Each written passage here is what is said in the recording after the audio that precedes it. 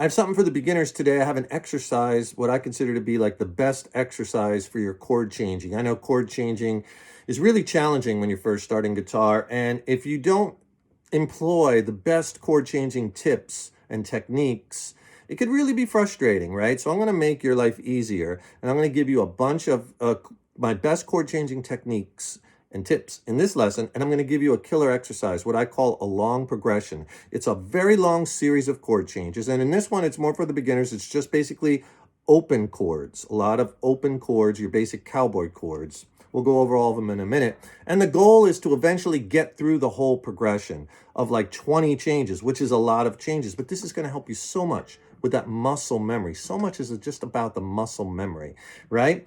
And if you could do this, and it might take you a month, it might take you 6 weeks to get this down. That's okay. Chip away at it a little each day. But if you could eventually get through this, 20 changes, it's going to make playing these popular songs, these campfire songs that you want to play, that have 3, 4, 5 chords, it's going to make them easy. So for this exercise, you're going to need an E minor chord. Use your first and second fingers for that E minor. G, use your 4-finger G chord.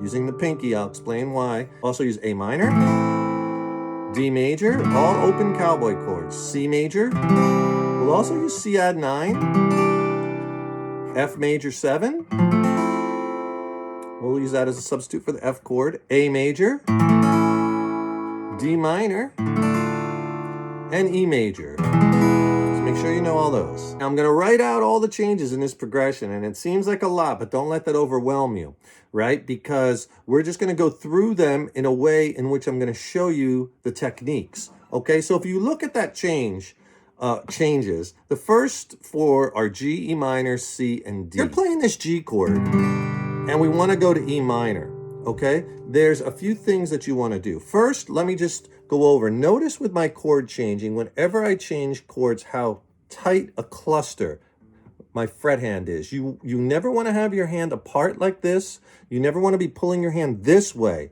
right? You don't come off the fretboard. Everything is in tight, moving your hands very little. They're very economical movements, right? You don't come off the fretboard and you don't take your hand apart because you're not going to have enough time. It's going to frustrate you trying to get it back together.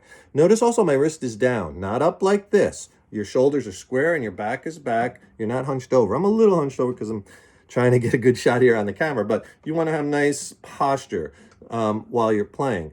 And also, I'm on my fingertips. I'm not flattened out like this. Get on your fingertips. Thumb is in the back of the neck, about between the first or second finger, even with the first or the second, right in its position. Not like this. Those are all important chord changing techniques. Now, a couple of tips. The first change, G to E minor, we want to make sure when you're changing chords, lots of these chords share the same notes. So if you can leave a finger down and not pick it up to go to the next chord, you need to do that. So for instance, this G chord, the next chord is E minor. They both share this B note right here with my first finger. So I'm not going to take that finger off just to put it right back in the same position.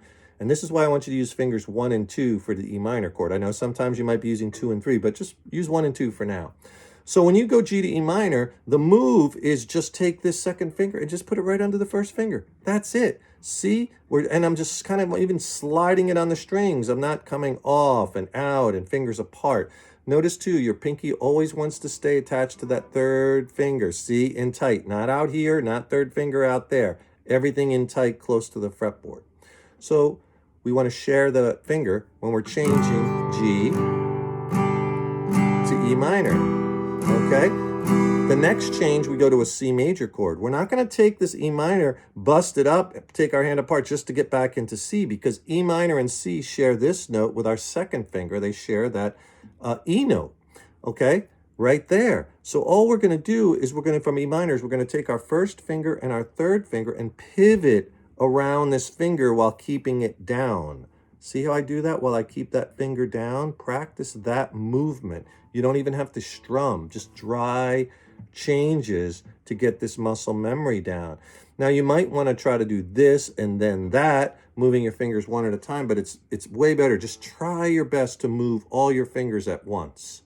Okay, so E minor to C shares those notes.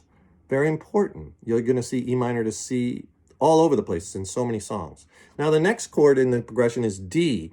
So you just want to kind of, they don't share notes, but you just want to kind of collapse into that D chord. See if I do that in super slow motion. See, I'm not coming out this way. I'm not bringing my hand apart. I'm just collapsing. My first and second fingers go down, third finger onto that B string. And I have my D chord. Next change is G, D to G. D to G shares this note, this D note on the B string, third fret. So I'm not going to pull it up just to put it back down.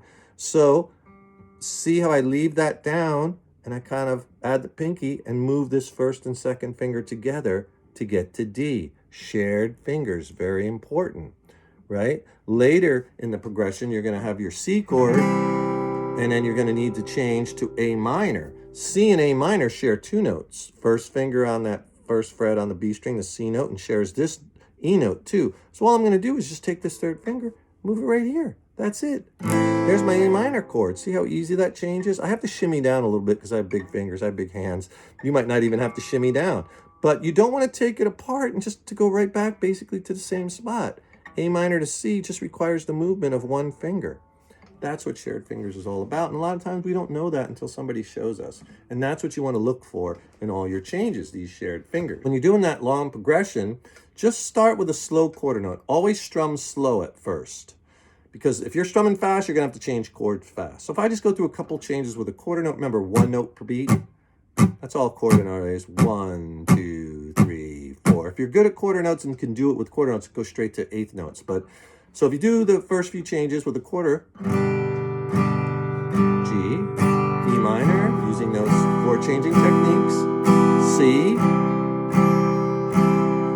D. Next change is E minor, C to G, and so on and so forth.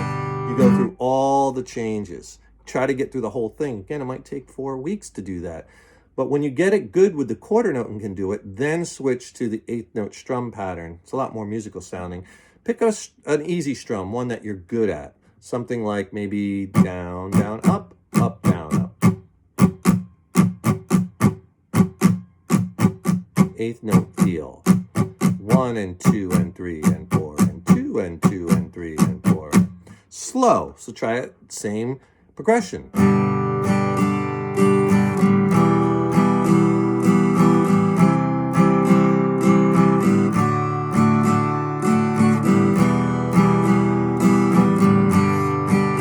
And go through the whole list of changes, right? This really will help you.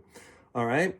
Remember, strum slow. And then when you get that, the hardest one is, what I have listed on the sheet is number 3, is just do a down, down, up strum and then change. So you're changing with part of a strum.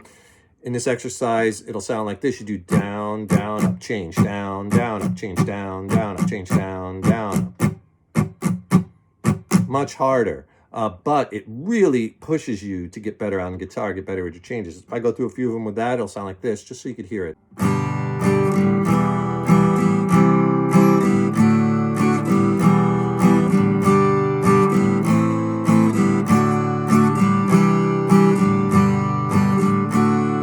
So you could see how the progression goes. Quarter note, eighth note, strum pattern, down, down, up. And this really dials in your changes. It's such a great exercise. I'll tell you what, I have this exercise listed out on paper. And sometimes it's nice to just kind of see it on paper, right? And I have the chord charts. This is long progression 1. If you want this, I will send it to you. I'll email it to you. Drop me an email at thenextlevelguitar@yahoo.com. And in the subject line or in the body, just say, hey, David, can you send me long progression 1? It's the open chord exercise, long progression 1. And I'll email you a PDF of this. And this way it's nice to put in your practice binder and you can look at it as you're going through everything. Please like and follow. That really helps me to keep the content coming. Visit the link on my profile page because that takes you to my link tree where you can, check out a lot of my free song lessons on my YouTube channels, lots of my courses, lots of fun links there. I appreciate that. Leave me a comment below. Let me know how you like this exercise. Let me know what you'd like to see coming up. And remember, keep up all that hard work on those guitars. Your playing is an evolution. Enjoy the journey. See you next time. Rock on.